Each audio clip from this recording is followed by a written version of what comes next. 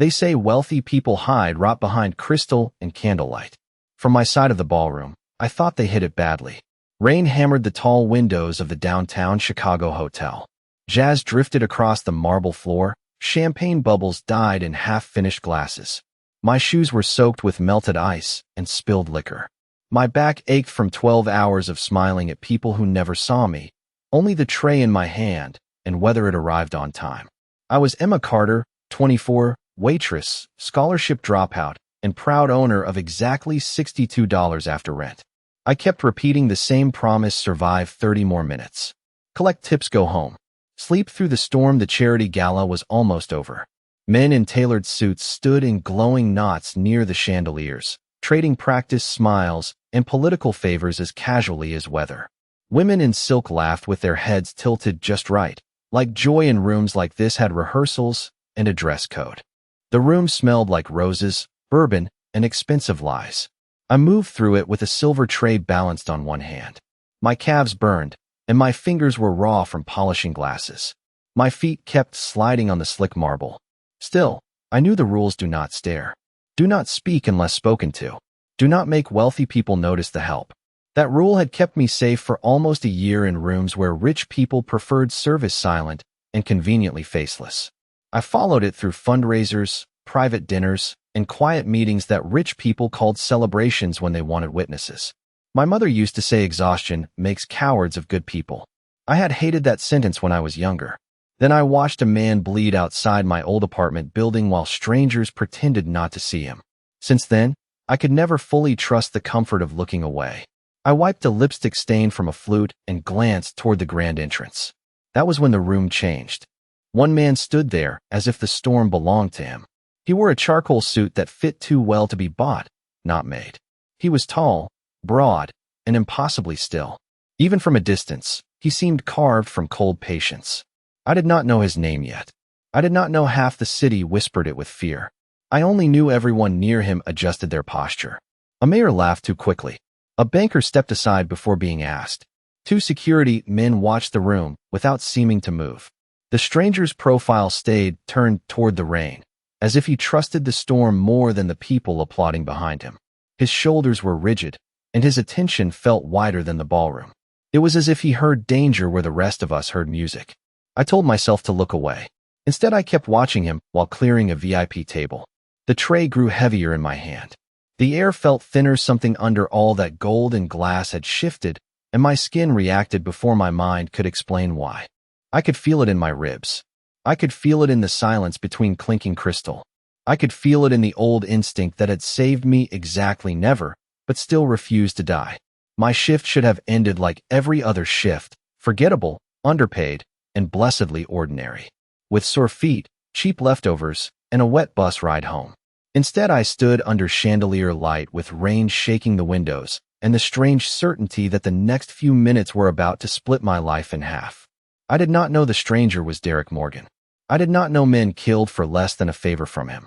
I only knew the room suddenly felt like a stage waiting for a gunshot. I crossed toward the far side of the ballroom with fresh glasses on my tray and forced myself to stay steady.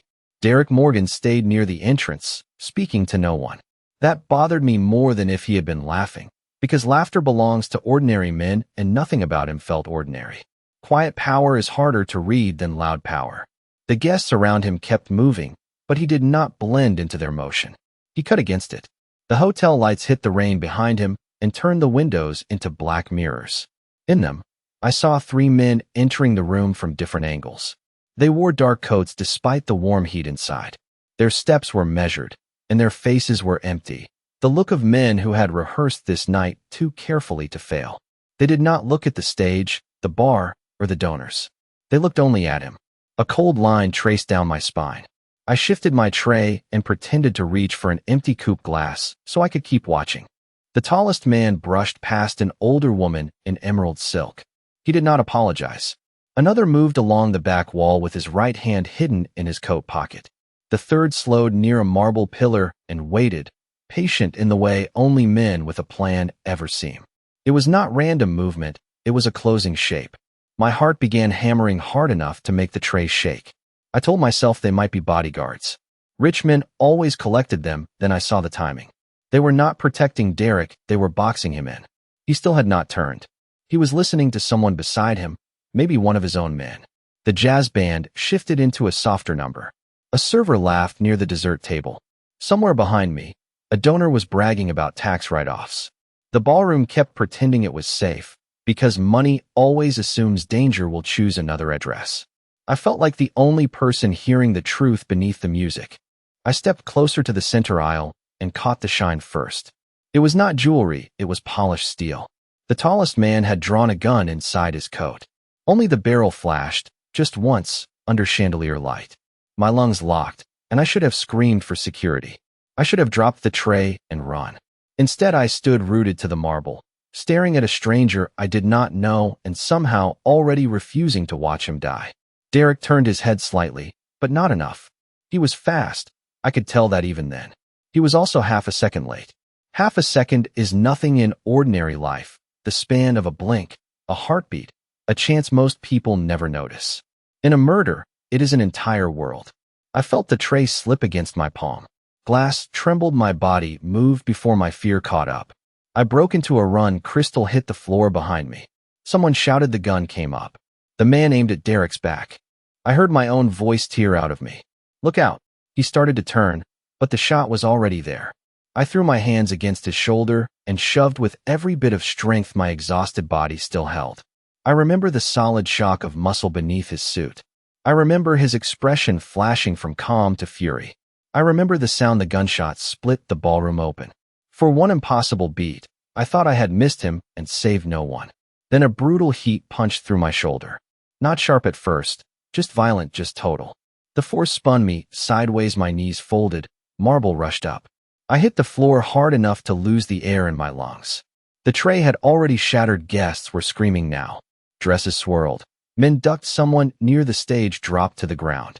I pressed my hand to my shoulder and felt warmth flood through my fingers. Blood, my blood. It spilled fast over my white uniform and soaked into the cheap fabric like ink.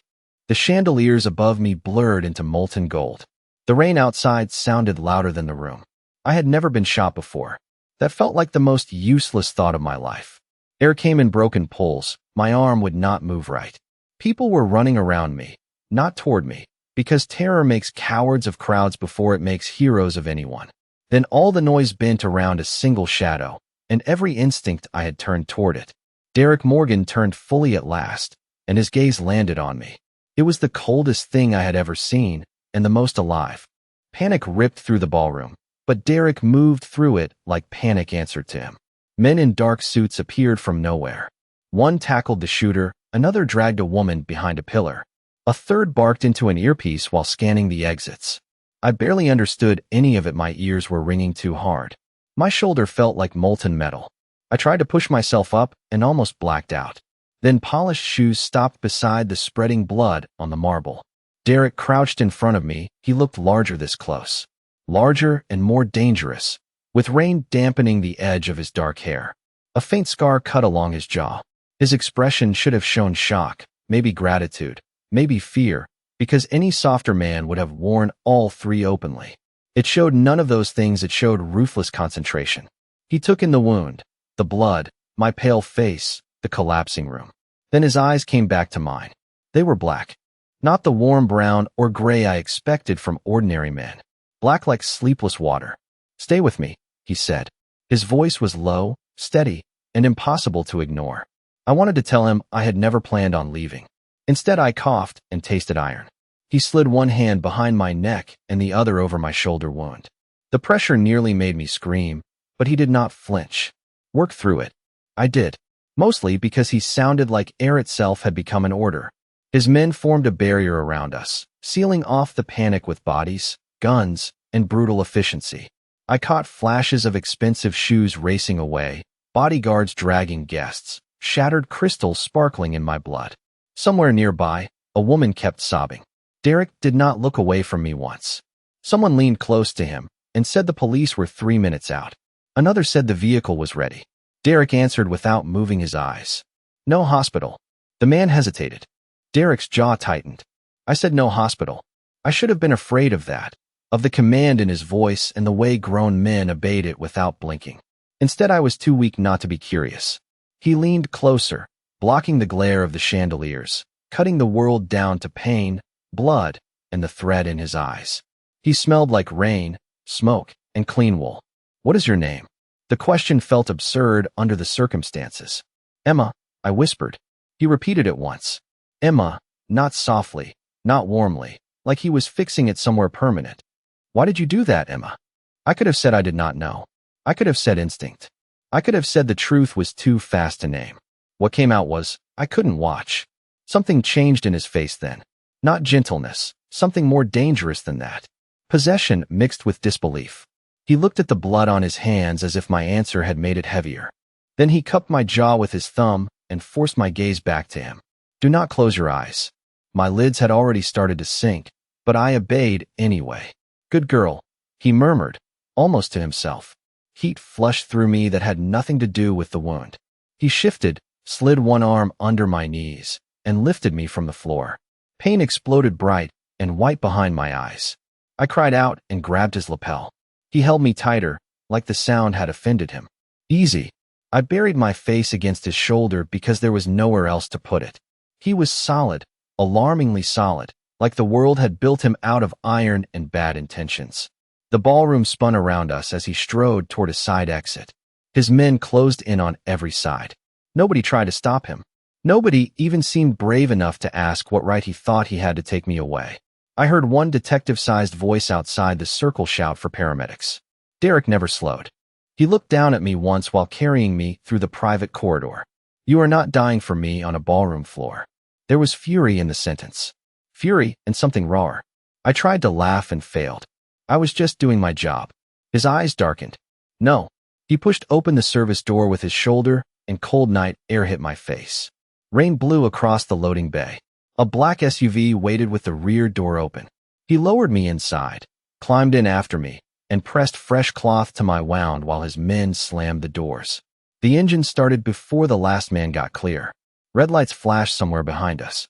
Derek pinned me with that impossible stare and said the words that should have made me run if I had not been bleeding into his hands. "From this moment, your life is mine to keep." The city blurred past in streaks of rain and traffic light. I drifted in and out of the back seat, half awake, half lost in the pain. Every time I moved, Derek's hand steadied me. He kept pressure on the wound with one hand and his phone in the other. His voice never rose, but men obeyed him across 3 separate calls, the way soldiers obey artillery they have learned not to question. A doctor was ordered downstairs, and a private clinic was opened. A route was cleared, and security at 2 addresses doubled. By the time I realized one of those addresses was probably mine, we were already turning through iron gates. The building ahead looked nothing like a hospital. It looked like one more secret rich people paid extra to keep off the map. It looked like wealth pretending not to be obscene. White stone, black windows, no sign outside, no waiting room, no line of coughing strangers. Derek carried me through a private elevator and into a surgical suite hidden behind mirrored glass. Nurses rushed forward. A gray-haired doctor asked questions. Derek answered them faster than I could. Blood type, time of injury. Entry point. He knew my condition better than I did. When the doctor ordered him back, he stayed exactly 1 second too long. Then he stepped away because the only thing stronger than his temper was his refusal to lose. I remember bright light. I remember cold scissors cutting through my uniform. I remember the doctor saying the bullet had passed through muscle. Then darkness swallowed everything. I surfaced to the smell of antiseptic and clean linen. My shoulder was wrapped in thick bandages. My mouth was dry.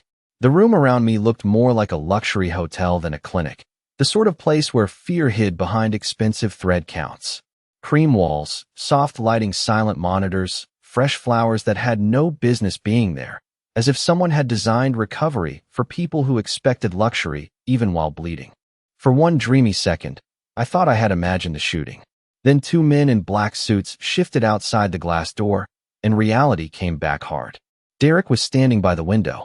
He had changed his jacket, but not his shirt. There was dried blood at the cuff. Mine. He turned when I moved. The look on his face was not relief. It was the end of a strain held too long. He crossed the room and handed me water before I could ask. "How long?" I whispered. 7 hours. I swallowed and winced. "Hospital?" "No." "Why?" He rested one hand in his pocket and studied me like I had asked why rain fell. Because public places leak. That should have frightened me. It did, but it also made a ruthless kind of sense. He told me the bullet missed bone. He told me the doctor expected a full recovery. He told me pain would get worse before it eased. Then his tone changed. You should have let my guards do their jobs. I stared at him. Your guards were busy failing. The corner of his mouth almost moved. Almost. You still talk back after surgery. You still sound ungrateful after being saved. This time I saw it. A flicker of something like respect as he stepped closer to the bed. Do not confuse gratitude with what this is. The answer irritated me. What is this? He looked at the bandage around my shoulder. He looked at the door. He looked back at me. A problem that now belongs to me. That was not the response I wanted. It also did not stop the hard thud in my chest from kicking higher. I tried to sit up and failed. He was beside me instantly, one hand at my back, the other keeping the monitor wires from pulling. He moved with the efficiency of a man used to control and the care of a man who resented needing it. Careful. His face was suddenly too close. I could see exhaustion around his eyes. Real exhaustion, not the polished kind rich men wear after bad sleep. The kind carved by danger and rage. You knew my name in the ballroom, I said. Your name tag. And now? His gaze dropped to my mouth, then lifted again. Now I know the woman who bled for me. Heat flooded my face. I hated that he noticed. I hated more that I did not pull away. A knock sounded at the door. A woman with a tablet entered, all cool efficiency and sharpened posture. She gave Derek an update on the shooter, the police, and media containment. He asked one question. Any leak on the girl? Not the waitress. Not the witness. The girl. I should have disliked the phrase. Instead, I heard the edge beneath it. Protection and ownership both at once. The woman said no, but recommended moving me again within 12 hours. Derek dismissed her, then turned back to me. You need rest. I caught his sleeve before he could step away. I was only trying to help. He went still, completely still. Then he covered my hand with his and said in a voice too quiet for comfort, I know. That is why this became dangerous. Rest should have brought peace. Instead it brought guards, silence, and a private room that felt more like a cage wrapped in silk. The next morning, I woke to fresh clothes folded in a chair. My phone sat on the bedside table beside a charging cord I had never seen before. My medical bill was already gone. So was the option of pretending none of this had happened. Derek had arranged everything overnight. I found out when a nurse admitted, with the careful tone of someone discussing weather, that Mr. Morgan did not like unfinished matters. I liked that sentence even less when I realized I had become one of them. By afternoon, I was strong enough to stand. I was not strong enough to open the door without two guards straightening outside it. One was broad and silent. The other was broader and silent in a different way. Can I leave? I asked. Mr. Morgan asked that you rest. Not an answer. I marched, very slowly and very painfully, down the corridor anyway. The clinic looked smaller in daylight, more secret, like a stitched pocket hidden inside the city. More expensive, a private recovery wing hid behind a coated door. Outside the windows, a walled garden kept the city at a polite distance. Like even nature in Derek's world needed permission to get close. I found Derek in a consultation room speaking with the doctor. His back was to me. He had removed his jacket again. His shirt sleeves were rolled high enough to show a watch, a hard forearm, and a healed scar near his wrist. He turned before I spoke. You should be in bed. You should stop kidnapping civilians. The doctor blinked and left without a word. I hated how amused Derek looked for half a second. Kidnapping suggests lack of necessity. And forcing me to stay suggests intelligence. He crossed the room and stopped close enough for me to feel the heat coming off him. The men who missed me last night know your face. They know you changed the outcome. His voice flattened on the last word. That makes you a target. I wanted to argue. I also remembered the muzzle flash and the blood on his hands. He saw my hesitation and pressed. Your apartment is washed. Your workplace is compromised. One detective has already sold a photo from the ballroom. He said I would not make it to the corner alone. I wanted that to be dramatic overreach because admitting he was right meant my old life was already gone. None of it sounded like a bluff. I folded my arms and instantly regretted the strain on my shoulder. Derek noticed. Of course he noticed. He stepped closer, stopped himself from touching me, then changed the subject with obvious force. The doctor says you need another 2 days. And after that, After that, I decide where you are safest. My temper flared. I am not a package. His gaze sharpened. No, packages are easier. The answer was so blunt I nearly laughed. Instead I said, I saved your life. You could at least ask what I want. Something dark and unreadable moved behind his expression. Fine, what do you want? To go home. To shower in my own bathroom. To stop being guarded like state property. He looked at me for a long moment.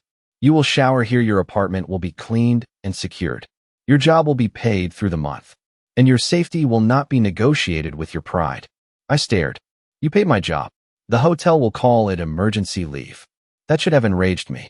Instead, it startled me enough to fall quiet, because no one had ever rearranged their power around my survival before.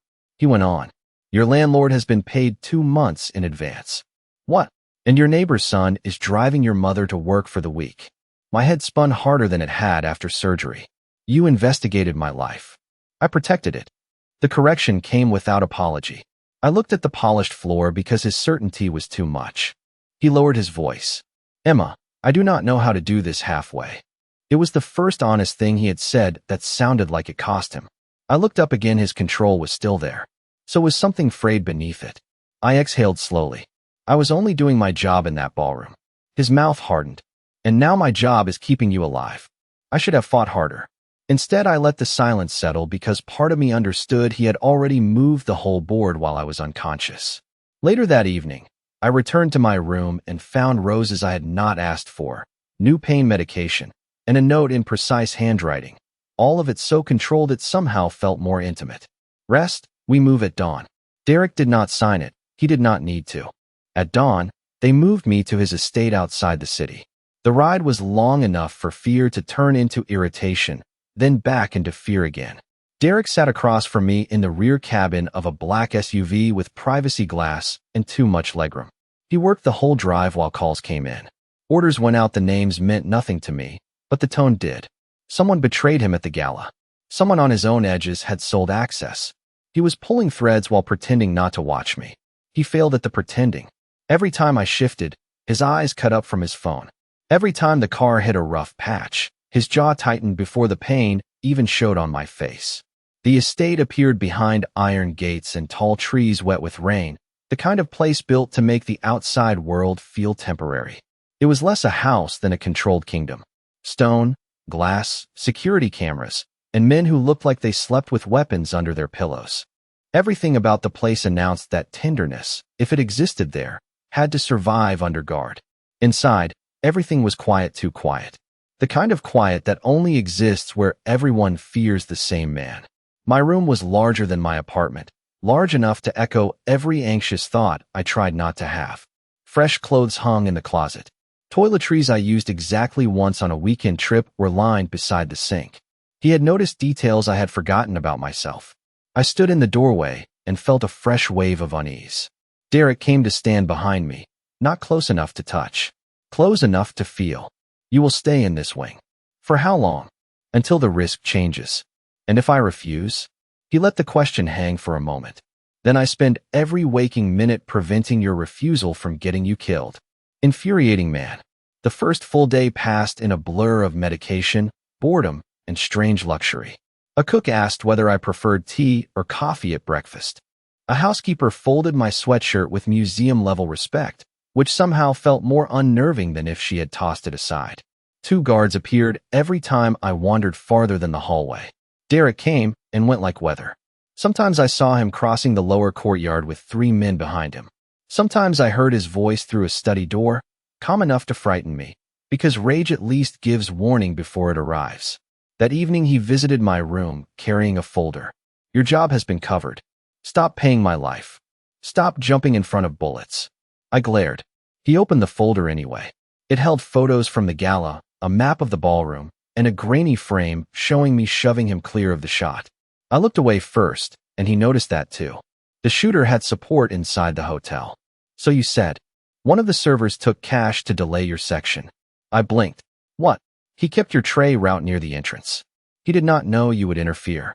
He only knew timing mattered. The room tilted in a new direction. I had not simply been unlucky. I had walked into a pattern designed for murder. Derek watched the realization settle. This is why you stay where I can reach you, where you can control me. He did not deny it. Control keeps people alive. I shook my head. No, sometimes it just keeps them obedient. Something in his face flickered. Annoyance first, then reluctant interest. Most people in this house do not speak to me that way. Most people in this house probably did not tackle a bullet for you.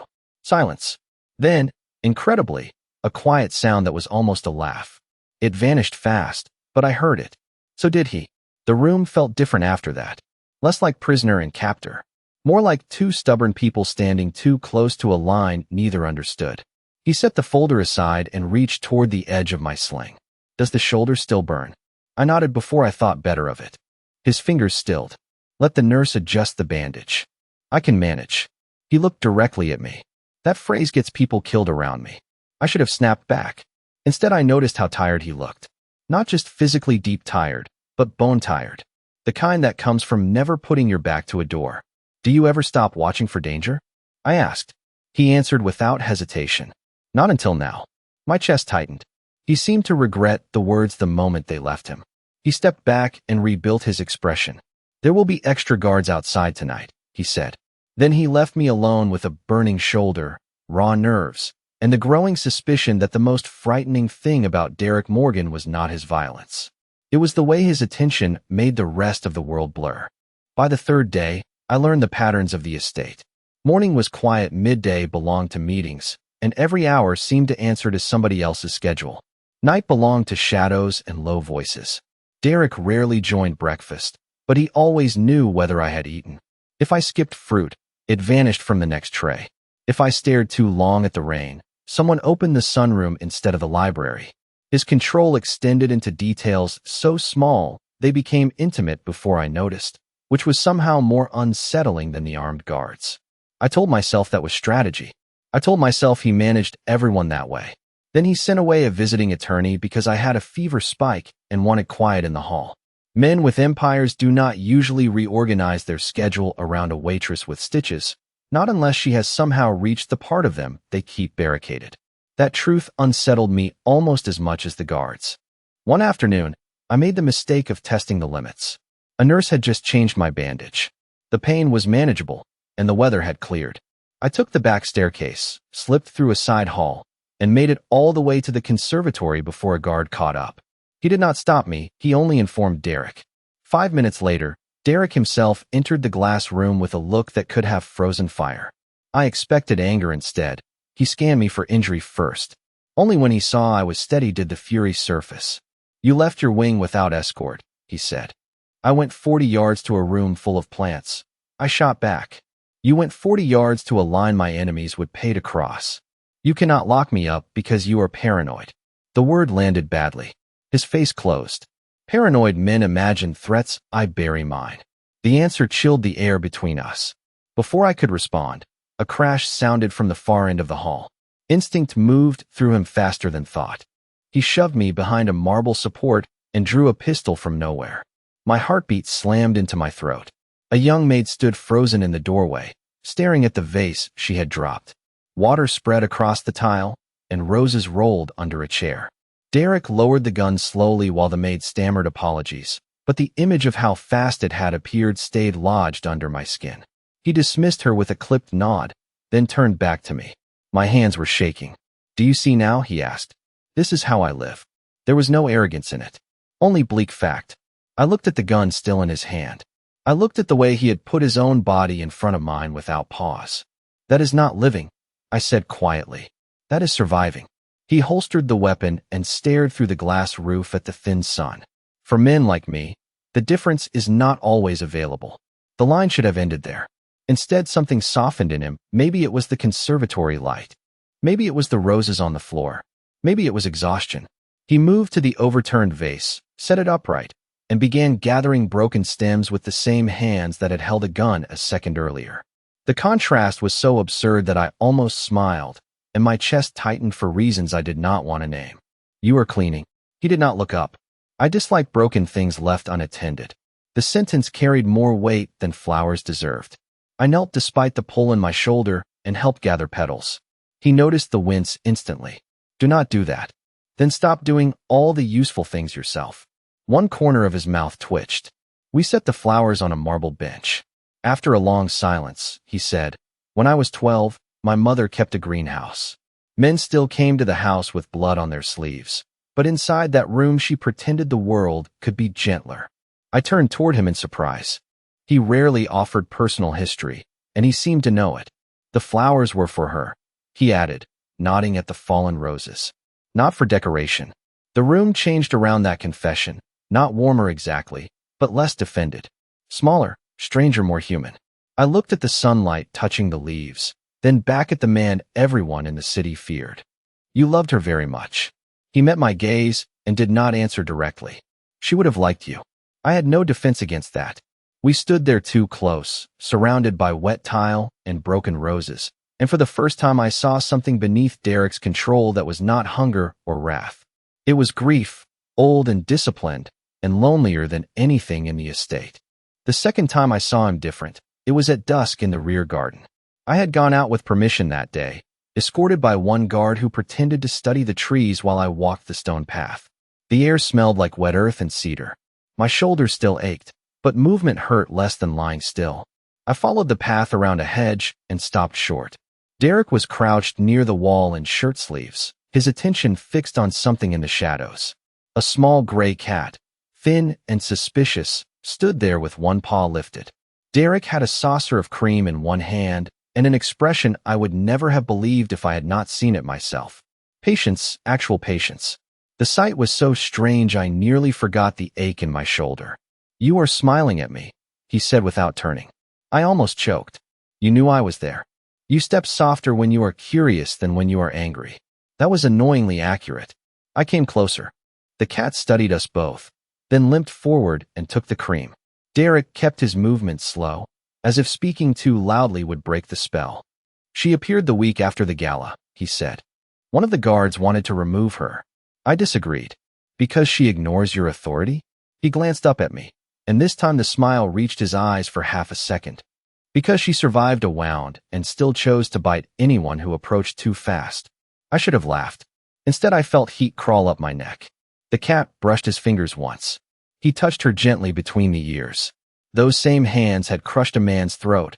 I was beginning to understand. The same hands now coaxed trust from a creature too smart to offer it cheaply. Those same hands now moved with ridiculous care around a half-starved animal. The contradiction was disarming, and I sat on the bench nearby and watched. "People say terrible things about you," I said. "People say accurate things about me. Not all of them." His gaze stayed on the cat. "You have seen one corner of a room and decided the house is kinder than rumor." "No." I looked at the hedge shadows, then at him. "I have seen a man who terrifies everyone stop what he is doing for an injured stray. That matters." He exhaled slowly. "Kindness is dangerous in my world. So is pretending you do not have any." The cat finished the cream and vanished under the hedge. Derek straightened and turned toward me. Twilight darkened the planes of his face. His voice, when he spoke, had lost its usual edge. "In my world, everything has a price. Favors, loyalty, silence, blood. Then you threw yourself in front of a bullet without asking for anything." He stepped closer until the bench edge pressed against my knees. "I still do not know what to do with that." I swallowed. "Maybe you do not need to own every miracle you receive." The last word changed him. "Own." His jaw tightened. His eyes dropped briefly to my shoulder, then came back higher and darker. He said he still saw my blood on that ballroom floor every time he closed his eyes. The bluntness stole my next thought because he never softened the truth when it cost him something. He seemed to regret nothing. "You think I sent flowers and guards because I enjoy control." He shook his head once. "I sent them because not doing enough nearly buried me alive." For a moment, neither of us moved. Crickets started in the far trees. The estate lights came on one by one, turning the paths and hedges into careful stages of gold. I saw exhaustion under his restraint and fear under his anger. It was not fear for himself. That was what made it dangerous. A guard's phone buzzed somewhere behind us. Derek did not look away. "Go inside before it gets cold." That sounds almost gentle. "It is an order." "Liar." The word slipped out before I could stop it. To my shock, he laughed quietly, not long. Not freely, but enough to make him look younger and more breakable. He stepped back then, putting distance where neither of us trusted proximity, and called for the guard to walk me in. I obeyed, and by the time the door shut behind me, the garden had already folded him back in a shadow, and the quiet felt lonelier than safe. The attack came 4 nights later, just after midnight. I woke to a low boom that rattled the window glass and sent a knife of pain through my healing shoulder. For one disoriented second, I thought thunder had struck the house.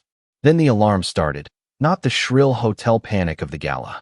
This was worse, a controlled mechanical howl that meant trained people were already moving. I threw off the blankets and reached for the lamp. The lights died before my fingers found the switch. Emergency strips snapped on along the baseboards, flooding the room in blood-red light. My door opened hard. Derek was there before I could scream. He was fully dressed, gun drawn, face transformed into something lethal and ancient. "Shoes," he said, nothing else. Just that. I shoved my feet into the first pair I found. He covered the room in 2 quick steps, grabbed the medical sling from the chair, and ignored my protest while securing my arm against my body. "They hit the outer gate and the west cameras," he said. "Can you run?" "If I have to." "You do." He took my hand and pulled me into the corridor. Guards rushed past with rifles. Somewhere downstairs, glass exploded. The estate that had seemed so still now roared with footsteps, radios, and distant gunfire. Derek moved me along the inner hall, always 1 step ahead, always between my body and every opening, as if walls, windows, and air itself could all become weapons with enough bad luck. We cut through the library, down a private stair, and into a long service passage hidden behind the kitchen, every turn feeling mapped years ago for exactly this kind of night.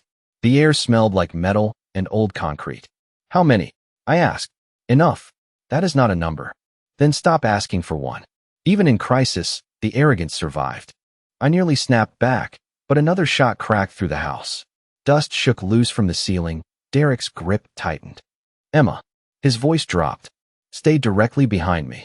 We reached a steel door that opened into the underground garage. 3 SUVs waited with engines running. One driver leaned over the wheel, shouting into a radio. Another guard shoved crates of ammunition into the rear of the lead vehicle. Derek pushed me toward the second row. Then headlights flooded the ramp at the far end. An engine screamed. Someone shouted that the east perimeter had been breached. The first SUV took a round through the windshield. The driver slumped. Chaos detonated all at once. Derek yanked me down behind a concrete pillar.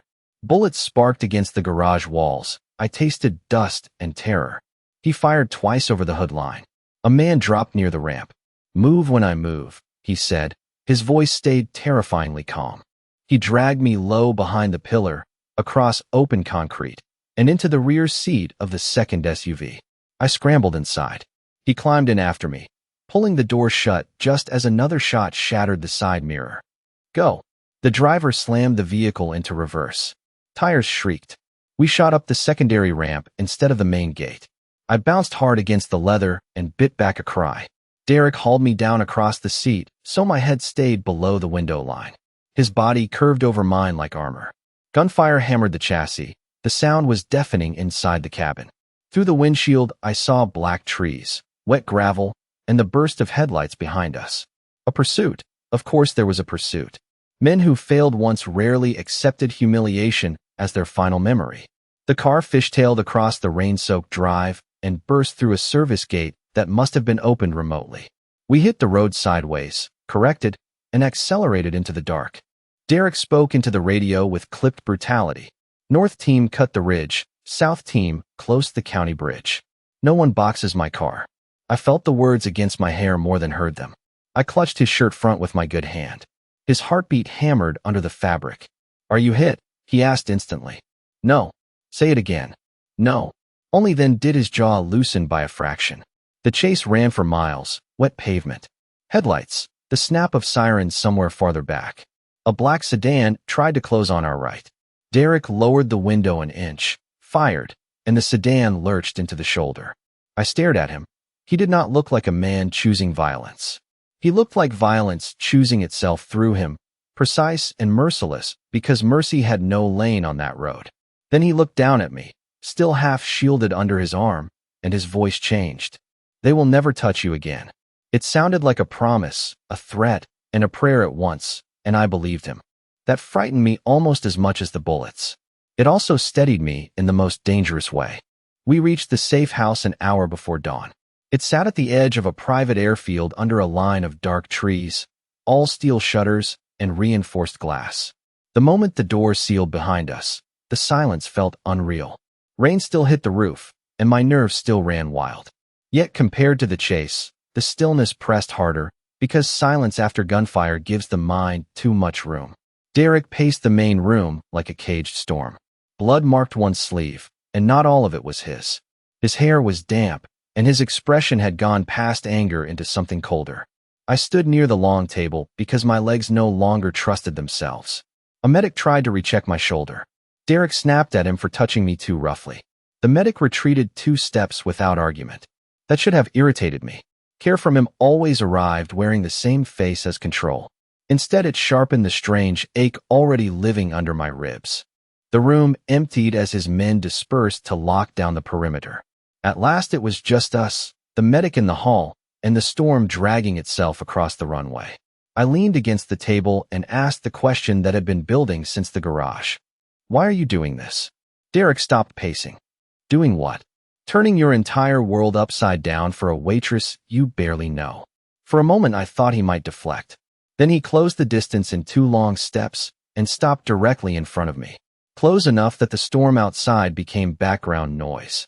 Do you still think this is gratitude? He asked. His voice was low and dangerous, but no longer hard. It sounded stripped of the armor he used on everyone else, and that honesty hit harder than anger. I think you are angry because I got hurt. Angry? He gave a rough, disbelieving laugh. Emma, angry is what I felt at the gate. This is something else. I should have stepped back. I did not. His hands rose and hovered near my face before settling against my jaw with startling care.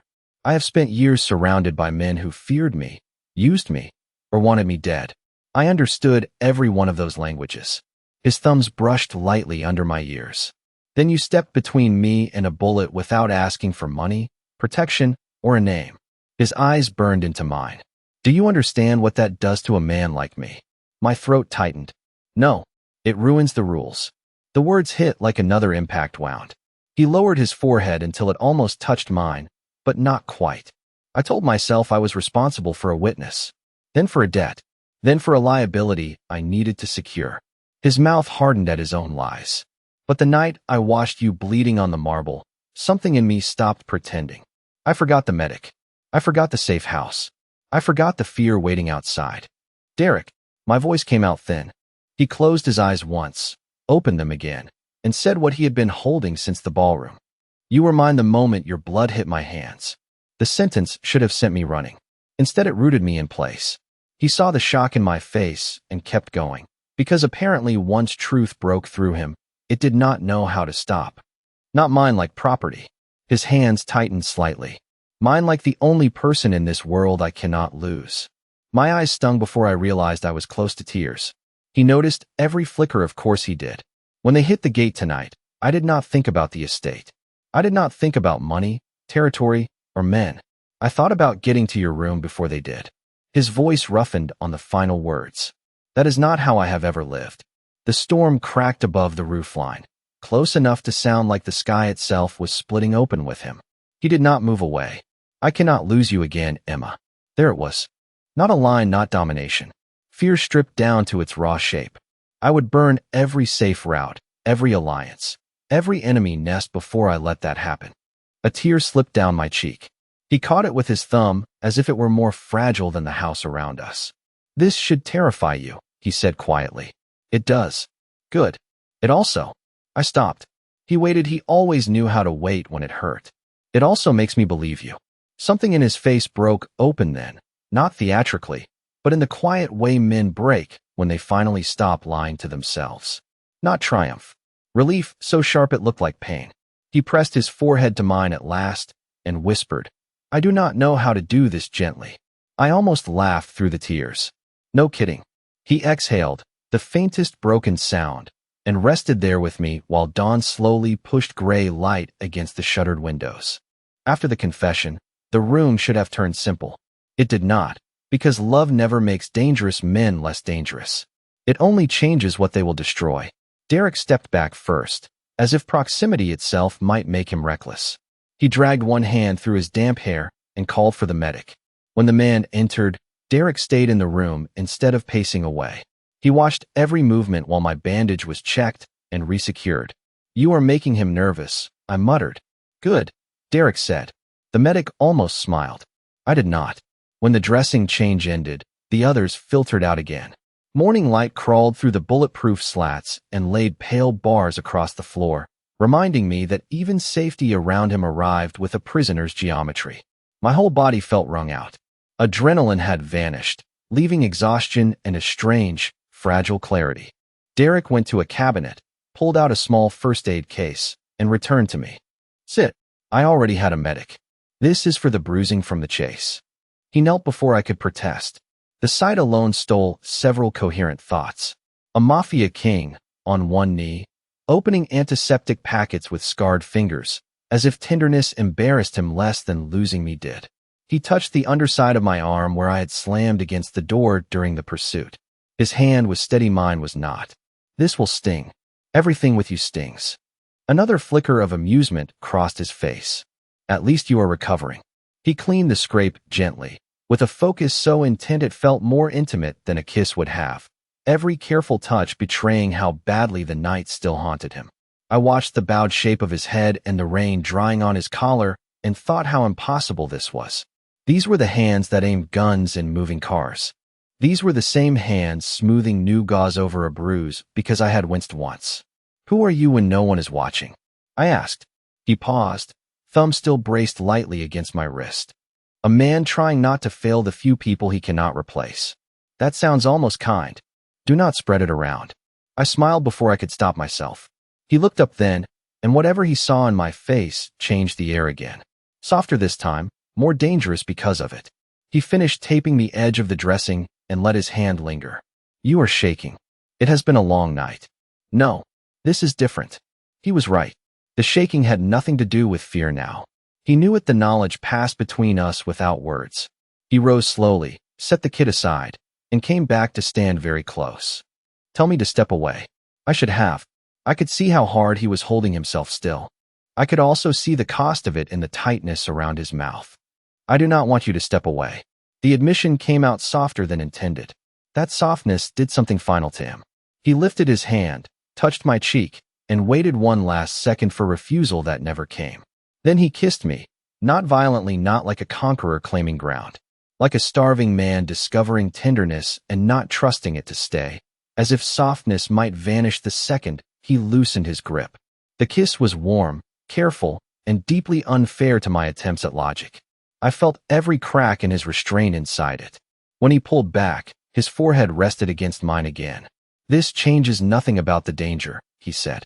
"You really know how to ruin a moment." His warmth ghosted over my mouth. "It changes one thing." "What?" "Now you know I would rather die than lie to you." No one had ever said anything less romantic and more devastating. I touched the open collar of his shirt with my good hand. "Derek." He turned his face and pressed a kiss into my palm, so brief I almost thought I imagined it. Then the radio on the table crackled, reminding us both the world was still burning. He straightened, rebuilt the armor in his posture, and answered with clipped commands about roads, witnesses, and a compromised pilot. Yet when he passed me on the way to the door, his hand brushed the back of my chair in a silent promise. "Not gone, not leaving you." I sat alone after that, shoulder aching, mouth still warm, and realized the most frightening thing of all. Part of me was no longer measuring how to escape him. Somewhere between the ballroom and the safe house, I had stopped wanting to escape him. I had started wanting to understand what would remain of both of us if the war ever ended. The war did not end that day, but its shape changed. Derek moved us between two more houses over the next week, each more hidden than the last. Men were questioned, and accounts froze, alliances shifted. I saw only fragments, a whispered update in a kitchen, a map spread over a study table, a bruise on one guard's jaw and dried blood on another's cuff. Derek never let the worst of it reach me directly, but I was not stupid, and the silences in that world were sometimes louder than gunfire. Every safe house had reinforced glass, every route changed twice. Every meal was checked before it reached the table.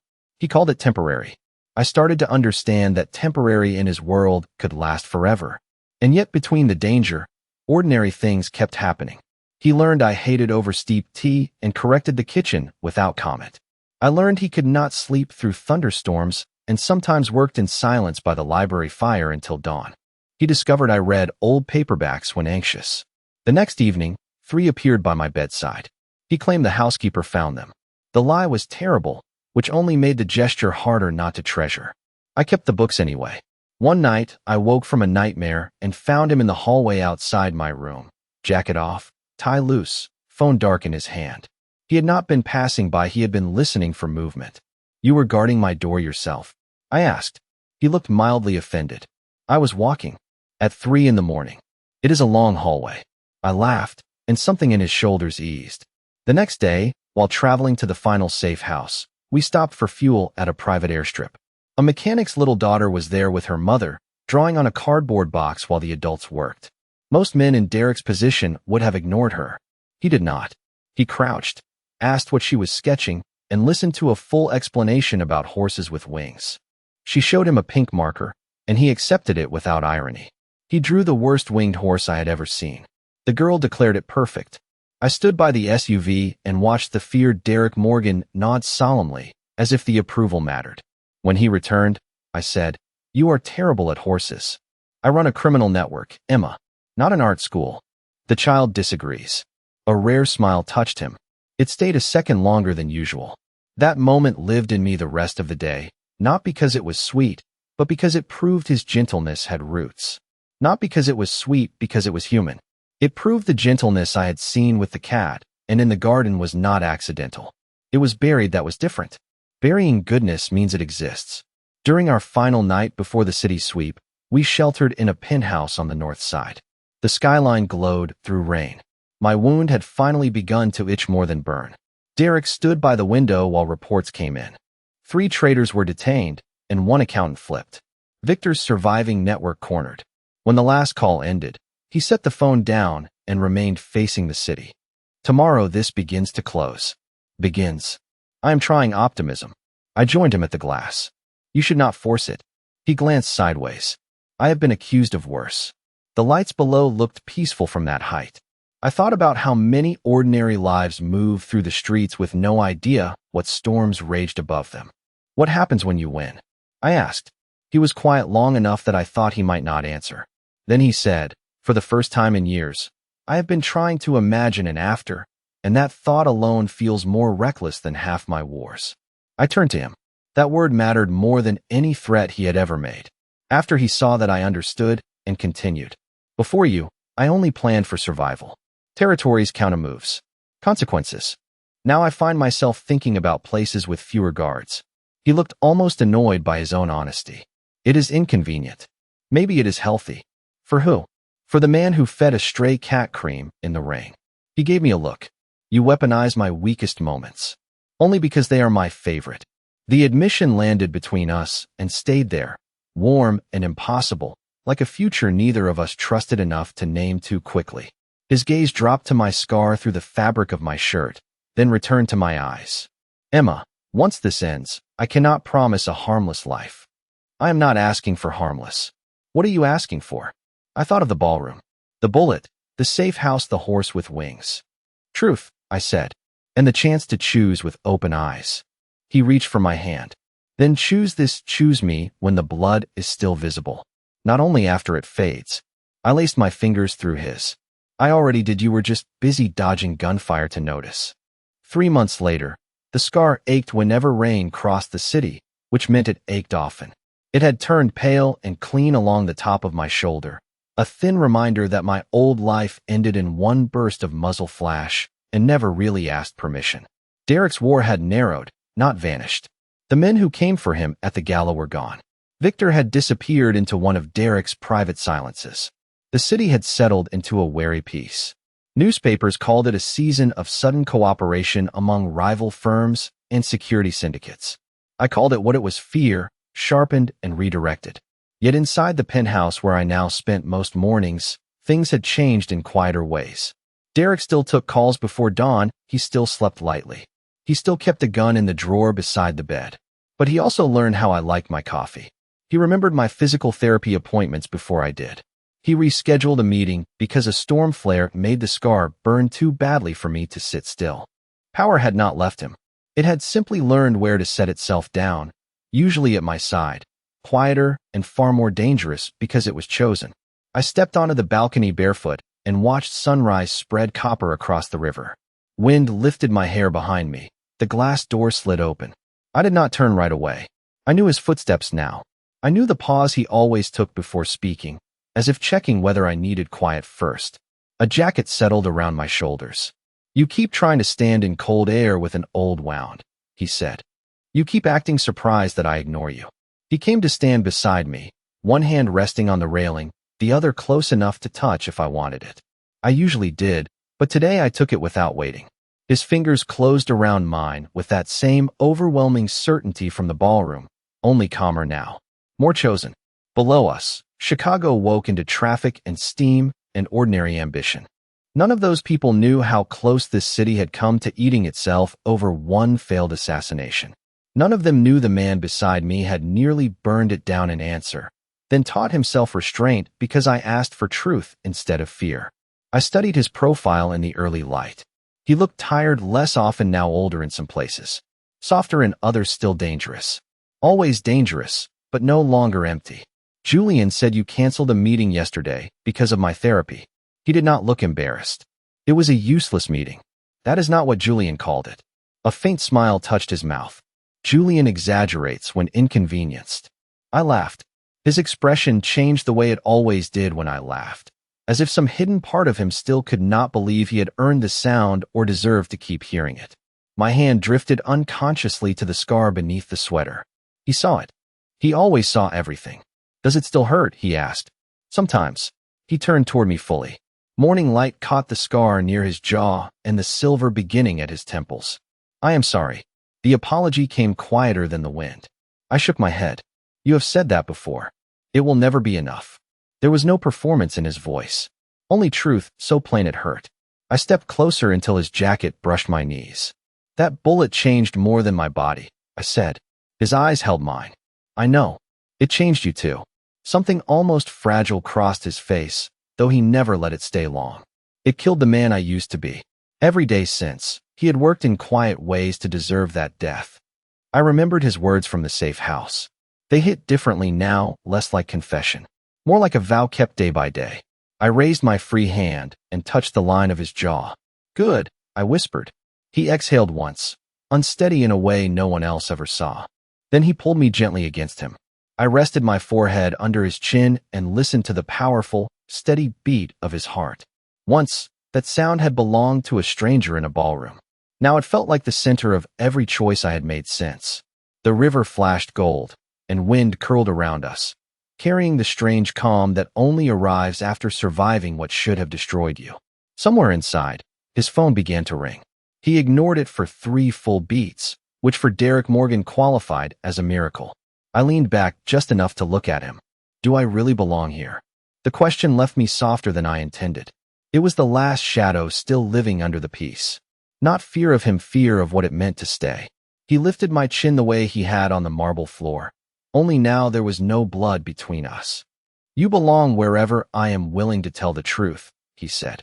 And that is with me. Too possessive, too intense, too absolutely Derek. I should have rolled my eyes. Instead, my chest tightened with something warm and overwhelming. He bent and pressed his mouth to mine while the city brightened below. When the kiss broke, he rested his forehead to mine and added the line that would probably haunt me forever. The world can have my empire, my money, and every ghost that follows my name. It does not get you. I smiled against his mouth. That still sounds possessive. It is. And if I complain?